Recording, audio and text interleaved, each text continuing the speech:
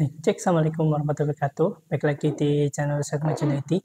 Jadi kesempatan kali ini saya akan membahas tentang pentingnya tes minat bakat untuk mengarahkan pendidikan dan juga karir. Jadi saya akan berbagi tentang pengalaman saya, bagaimana menjalani pendidikan yang jauh lebih efektif sehingga kita tidak mengalami kesulitan belajar dan tidak bingung mau kerja yang seperti apa. Simak selengkapnya.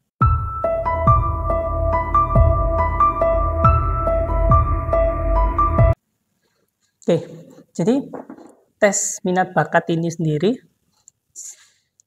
menjadi salah satu hal yang cukup penting dan menjadi bagian yang tidak terpisahkan khususnya bagi kehidupan saya. Saya sejak SD, setiap peralihan jenjang dari SD ke SMP, SMP ke SMA, ataupun SMA ke kuliah, bahkan hingga kerja, saya setiap kenaikan jenjang selalu mengikuti tes minat bakat. Nah, saya mengikuti tes ini tentu bukan atas dasar dorongan orang tua ataupun keluarga, tapi atas dasar dorongan pribadi atau keinginan sendiri. Tujuannya apa sih? Jadi ini sedikit cerita ya. Jadi bagaimana saya dahulu bingung tentang, mungkin kebingungan ini bukan hanya terjadi pada saya saja, tapi hal yang mendasar yang saya pertanyakan waktu itu adalah apakah kita akan selamanya terus bekerja tanpa tahu kemana tujuan dan dampak dari pekerjaan kita. Itu dari situ saya mulai berpikir sebenarnya bahwa manusia memang diciptakan berdasarkan kemampuan dan kelebihannya masing-masing. Tentu ketika kita memahami kelebihan dan kekurangan ini, tentu kita akan jauh lebih mudah untuk memposisikan diri ini, baik itu dari gaya belajar, apa yang akan kita pelajari, dan juga tentunya di mana kita bekerja, bidang industri apa yang tepat untuk kita bekerja. Tentu di sini pengalaman saya, jadi saya coba bercerita dengan sedikit runtut, dalam arti maaf ya kalau ceritanya ini agak melompat-lompat ke sana kemari, tapi hal yang ingin saya sampaikan adalah bahwa tes minat bakat, tes minat dan bakat ini penting, bahkan sangat penting menurut saya, karena di sini saya merasakan sendiri ketika saya harus menghadapi realita bahwa saya secara pendidikan itu sangat melentang melentang sangat jauh. Jadi waktu saya SD, ketika SMP itu sama ya, pembelajaran sama seperti biasa, tidak ada perbedaan jauh dan signifikan. Tapi ketika biasanya tes minat bakat ini menjadi penting ketika teman-teman mungkin yang menonton video ini sudah menjadi orang tua ataupun punya adik akan melihat bagaimana fase kebimbangan, life crisis ya yang dialami ketika menentukan apakah mau masuk SMA ataupun SMK. Ini mulai life crisis fase pertama menurut saya, karena ini juga salah satu langkah yang penting sebenarnya, walaupun sebenarnya jauh sebelum itu bahwa tes minat bakat itu menurut saya dari sejak kecil itu menjadi sangat penting. Karena apa? Kecerdasan itu tidak hanya berupa kecerdasan akademik, tapi juga ada kecerdasan lain seperti yang teman-teman sudah pelajari. Kecerdasan itu yang nantinya akan membawa kita untuk menekuni suatu bidang. Tentu saya lebih yakin bahwa seseorang yang berhasil itu adalah yang menjadi terbaik di bidangnya dan menjadi sedikit berbeda dengan segala kemampuan yang terbaik seperti itu. Jadi sudah menjadi yang terbaik, menjadi yang paling beda. Karena terbaik ini tidak hanya bicara tentang skill, tapi bagaimana tentang uniqueness ini. Jadi menjadi unggul itu adalah menjadi unik dan juga menjadi yang paling kompeten. Itu yang saya rasakan sebenarnya dari bagaimana tes minat bakat ini membantu saya untuk menjalani hidup jauh lebih terarah ya, meskipun memang tidak terlepas dari faktor keluarga yang membawa akhirnya kita tidak bisa menempuh pendidikan sesuai dengan apa yang kita mau. Seringkali kita menuruti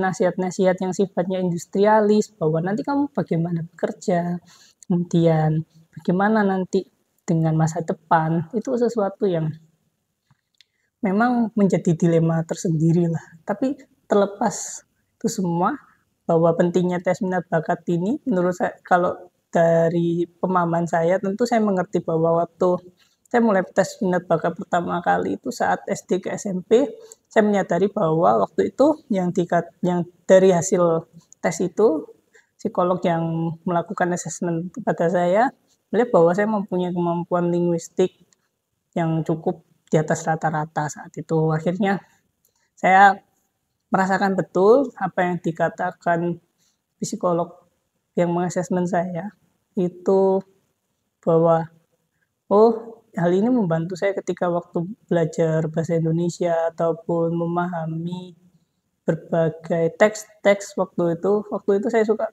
SMP, hobi saya baca novel, buku filsafat, buku psikologi. Itu ternyata hal yang tepat, ternyata saya memiliki minat di situ. Itu yang jadi salah satu hal yang bisa saya verifikasi terhadap hasil assessment test itu. Dan itu ternyata mendorong saya untuk lebih mengetahui, ternyata saya memiliki minat di bidang humaniora. Itu dulu, itu yang menjadi saya paham terkait dengan hal tersebut. Kemudian yang kedua, ketika saya mengetahui minat saya terhadap humaniora, maka timbul kemampuan-kemampuan lain yang saya asah, seperti kemampuan menulis, kemudian kemampuan yang sifatnya linguistik seperti itu, khususnya dalam bahasa Indonesia. Karena waktu itu saya merasa bahwa saya ada kelebihan di situ dan saya coba untuk memaksimalkan kelebihan tersebut. Memang saya pahami betul bahwa untuk menjadi berhasil itu kita tidak harus pintar dalam semua hal, tapi kita pintar dalam satu hal dan kita menjadi ahli serta memiliki uniqueness di sana. Ibaratnya ahli saja tidak cukup, tapi kita harus didukung dengan personal branding yang mumpuni. Seperti itu. Terus saya lanjutkan lagi ketika dari SMP ke SMK terkait dengan tes minat bakat ini, saya merasakan betul dan menjadi lebih yakin dengan kemampuan dan minat saya terhadap bidang sosial humaniora itu berlanjut seperti itu. Namun memang kenyataannya bahwa waktu itu orang tua saya menjadi lebih industrialis, mendorong saya untuk memasuki sekolah vokasi dibandingkan sekolah SMA menengah atas seperti itu. Dan pada kenyataannya memang benar, waktu saya keterima saat itu saya SMP, kemudian saya keterima di MAN, Madrasah Aliyah Negeri di Surabaya, sudah masuk tuh awalnya, tapi karena orang tua memang inginnya bahwa anaknya setelah lulus bisa kerja, memang ini kenyataan yang harus diterima ya, jadi bahwa kita tidak akan selamanya mendapatkan apa yang kita inginkan. Tapi terlepas dari itu semua, saya akhirnya dengan berat hati pindah ke SMK. Namun di situ saya mempelajari hal lain, bahwa ada satu hal lain yang perlu saya lakukan. Dan tentu menyikapi apa yang tidak menjadi sesuai dengan keinginan itu adalah kemampuan adaptasi. Nah, di sini ternyata saya menyadari ketika saya waktu itu memang saya tidak memiliki minat dan juga kemampuan di bidang sains, karena waktu saya SMK itu saya masuk jurusan teknik instalasi tenaga listrik yang memang saya benar-benar nggak tahu mau jadi apa dan harus seperti apa. Jadi saya sekolah itu hanya mengikuti alur saja. Namun di luar itu saya coba untuk mengembangkan minat saya terhadap hal lain gitu. Waktu itu saya minat di bidang film, kemudian bidang musik, walaupun saya memang tidak menjadi ahli di sana dan juga skillnya yang sangat basic sekali untuk hal itu. Tapi terlepas dari itu semua, bahwa saya akhirnya menyadari ada kemampuan lain selain apa yang sesuai dengan asesmen tes minat bakat itu, adalah kemampuan adaptasi. Nah, itu yang akhirnya saya pelajari ketika saya di SMK. Jadi setelah lanjut kuliah, saya pahami tentu terkait dengan kemampuan adaptasi ini, selain juga yang sudah saya sampaikan sebelumnya terkait dengan adaptasi dan juga bagaimana tes minat bakat menjadi penting, tentu ada satu faktor lagi yang menjadi hal yang selama ini saya sadari, bahwa semua hal tadi itu harus didukung dengan kerja keras. Tentu kenapa kerja keras ini menjadi sangat penting, Itu saya pahami betul ketika saya kuliah. Jadi ketika saya kuliah, saya menyadari bahwa memang semua orang sudah memiliki kapasitas mental yang sudah given, dalam artian sudah diberikan oleh Yang Maha Kuasa sesuai dengan takarannya masing-masing. Namun ada beberapa hal yang perlu kita sadari bahwa semua ini bisa diusahakan melalui kerja keras. Memang saya pahami seperti apa yang disampaikan Dr. Ryu, bahwa kerja keras itu bukan kunci sukses. Benar bahwa kerja keras memang bukan kunci sukses, tapi kerja keras adalah salah satu faktor yang mendukung kesuksesan itu. Jadi ketika saya pahami betul bahwa kerja keras menjadi salah satu faktor yang cukup menentukan apakah usaha kita akan berhasil atau tidak, saya memahami bahwa menjadi seorang yang hard worker atau workaholic itu menjadi salah satu faktor tersendiri yang akan mendukung bagaimana tercapainya target maupun cita-cita yang saya inginkan. Dengan berbagai capaian yang saya lakukan pada saat kuliah, tentu saya menyadari bahwa mengetahui kapasitas diri bisa mengarahkan kemana langkah-langkah diri kita sesuai dengan kapasitas yang kita miliki, kemudian mampu beradaptasi dan juga kerja keras, itu merupakan kesatuan yang tidak dapat dipisahkan satu dengan yang lain.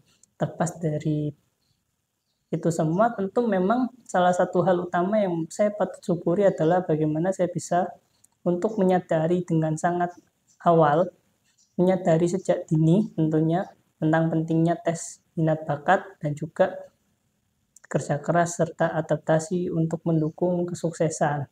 Meskipun saya bukan yang terbaik dalam artian dalam berbagai hal, namun yang saya sadari adalah ketika saya mampu berusaha, maka saya dapat mencapai apa yang saya inginkan.